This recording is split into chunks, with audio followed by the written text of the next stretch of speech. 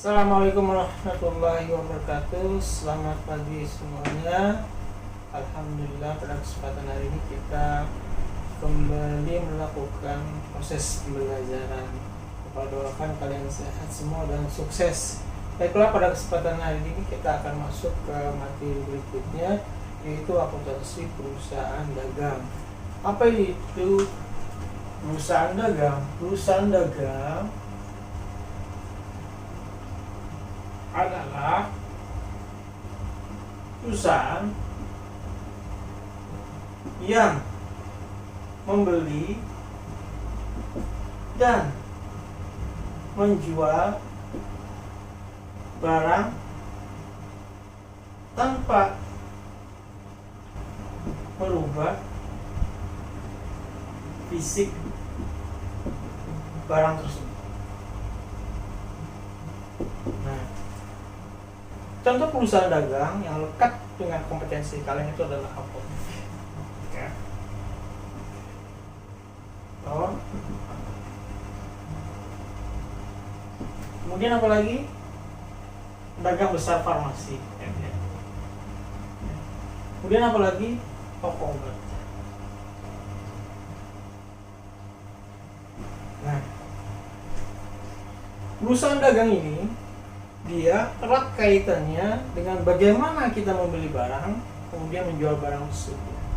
Nah, di antara beli dan jual ini terdapatlah yang namanya itu profit atau keuntungan. Ya. Jadi dagang itu kita membeli barang, kemudian kita menjualnya. Nah, atas beli dan jual di sini, ini adalah apa di tengah-tengahnya?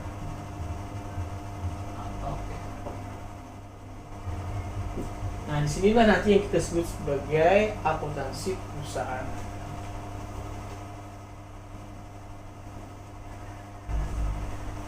Nah, akuntansi perusahaan dagang pada kesempatan hari ini setelah kita belajar akuntansi perusahaan jasa, kita masuk ke akuntansi perusahaan dagang. Nah, perusahaan dagang ini tentunya sama cara mencatatannya, hanya saja objeknya saja yang berbeda, ya. Kalau dalam perusahaan jasa yang kita pelajari kemarin itu ya, maka ini adalah kemampuan kompetensi atau keterampilannya. Misalnya seorang yang bergerak di bidang usaha pangkas rambut, apa kemampuan dia? Keterampilan.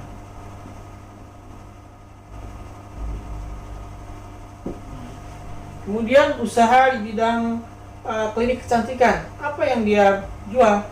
Ya, keterampilan juga. Kemudian apa lagi? Usaha yang seperti bengkel, keterampilan juga. Tapi kalau dagang, selain kompetensi, misalnya kalau apotek, kita perlu apoteker, asisten apoteker.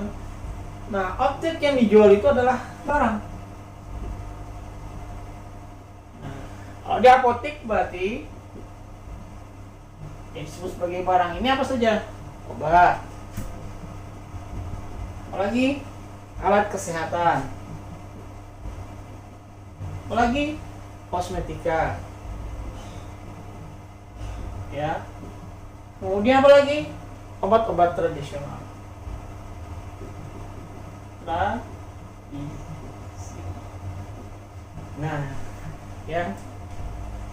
Nah, akuntansi perusahaan dagang nanti akan sama seperti juga akuntansi perusahaan jasa. Ada menjurnal, kemudian ada posting buku besar, kemudian bikin laporan keuangannya. Bikin laporan keuangannya itu dimulai dari neraca saldo, kemudian kita susun jurnal penyesuaian, kemudian kita buat neraca lajur, kemudian nanti laporan keuangan dan laporan jurnal penutup.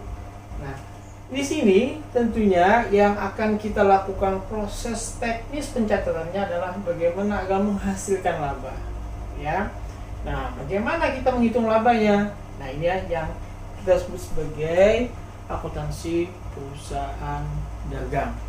Nah, baiklah anak-anakku sekalian, untuk kali ini nanti kalian Bapak harapkan untuk bisa melakukan sebuah pemantauan. Jadi kalian lihat di apotek itu apa saja yang kalian lihat, kemudian kalian perhatikan ya. Kalau kalian membeli berarti kalian berfungsi sebagai pembeli. Berarti kalau apotik berarti dia sebagai penjual, dia yang menjual ya. Kemudian nanti yang dibeli dan dijual di sini berapa keuntungannya ya. Nah, inilah nanti yang akan kita pelajari. Apa saja yang terkait dengan transaksi-transaksi perusahaan dagang itu.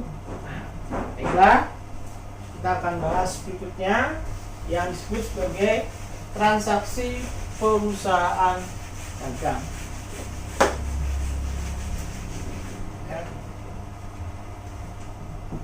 Nah, transaksi dagang. Nah, transaksi dagang itu apa saja? Nanti kita akan kenal yang namanya pembelian. Kemudian nanti akan kita kenal juga namanya penjualan. Ya. Nah, kemudian nanti kita akan ada kenal yang namanya biaya angkut. Nah, ada beban angkut ya. Nah, beban angkut pembelian. Ya. Kemudian nanti kalian juga akan kenal yang namanya itu retur penjualan, ya retur, ya. Jadi di sini beban angkut pembelian, ada retur pembelian. Nah, beban angkutnya juga ada beban angkut penjualan ya, retur pembelian, ya. Kemudian apa lagi? Nanti ada yang namanya potongan penjualan, ya. Kemudian apa lagi? Nah, ini kemudian ya, sorry, ya, kayak pembelian. Nah, kemudian juga di sini ada beban angkut penjualan sama, ya. Kemudian nanti juga ada retur penjualan. Kemudian juga ada potongan penjualan. Di samping rekening-rekening yang sama dengan rekening-rekening perusahaan jasa, nanti kita akan temui juga kita membeli perlengkapan. Kalau di apotek misalnya kita beli plastik, ya di apotek kita beli komputer, maka ada juga peralatan, ya. Kemudian juga yang sering kali terjadi di perusahaan dagang itu antara apotek dan PBB itu kita melakukan pembelian itu secara kredit. Nah, kalian akan menemui utang dagang, ya. Utang dagang ya, dan lain-lain sebagainya. Nah, ini adalah transaksi dagang. Nah, kemudian kita akan masuk ke berikutnya, syarat dagang ya, syarat dagang. Nah, dalam perdagangan itu ada beberapa syarat-syarat yang mesti harus kalian ketahui. Pertama apa? Syarat bayar. Syarat bayar. Nah, syarat bayar di sini ada dua. Jika pembelian kita bayar langsung cash, namanya tunai. Kemudian kalau dalam perdagangan itu mengharap tunai itu lambat omsetnya, maka ada strategi dagangnya yang disebut sebagai transaksi secara kredit. Jadi ambil barang dulu, nanti setelah sebulan maka kita bayar. Nah, kredit ini biasa kita sebut sebagai utang dagang, ya. Nah, kemudian ada yang berikutnya, yaitu setelah kita syarat bayar, ada yang disebut dengan syarat untuk melakukan pembayaran berikutnya, ya. Syarat bayar, kalau ini jenisnya ya, Nah, kemudian syarat bayar. Syarat bayar itu artinya pada saat kita melakukan proses transaksi itu, kalau kita membayarnya itu secara kredit, ya, syarat ya bayar kredit. Nah, itu ada ketentuannya. Misalnya kita melakukan proses bayarnya itu bulan depan, nah maka kita akan menulis syarat bayarnya.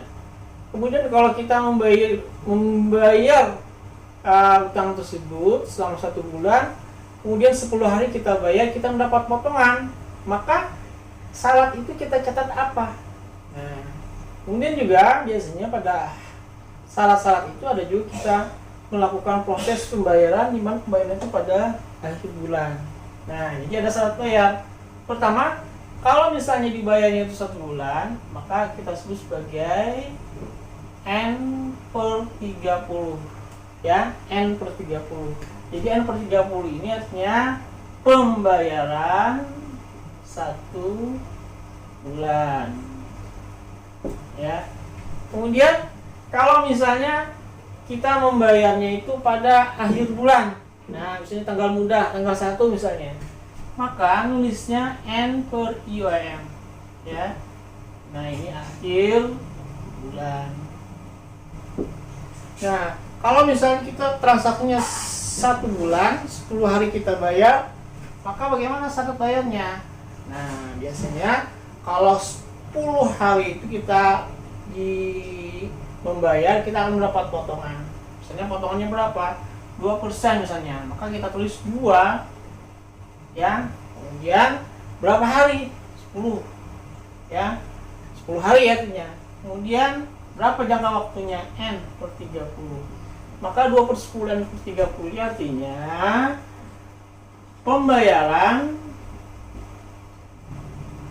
30 hari atau 1 bulan, ya. Bayaran 1 bulan ini kalau 1 bulan yang 30 hari, ya.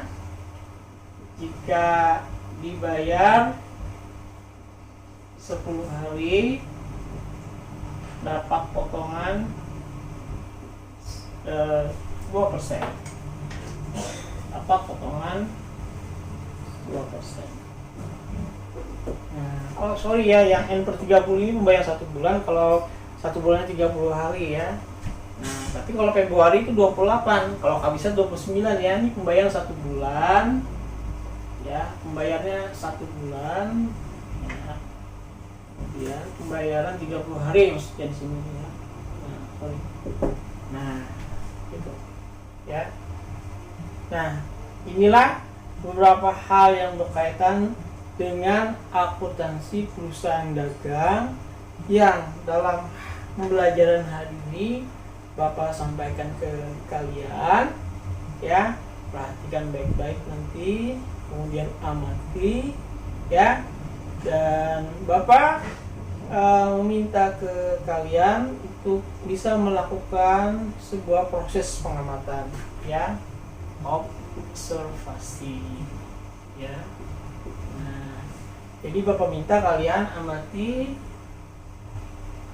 apotik yang ada di sekitar kalian, kemudian catat transaksi akuntansinya. Nah, demikian Bapak sampaikan. Terima kasih atas segala perhatiannya, ya.